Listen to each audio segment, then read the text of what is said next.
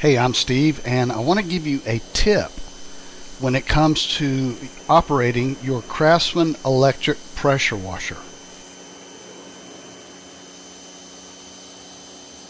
It's a real simple tip, but it will help your Craftsman electric power washer work better. And it is simply this: when you get everything hooked up to your pressure washer, before you turn it on, go ahead and turn the water on. Take that little tip out of the nozzle and just squeeze the handle and let the water run freely and get that pump primed.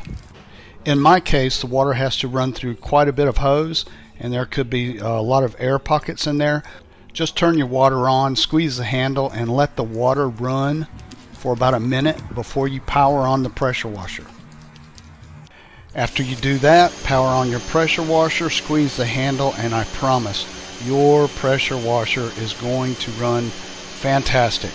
These little Craftsman pressure washers, they are awesome. I hope you found this video helpful.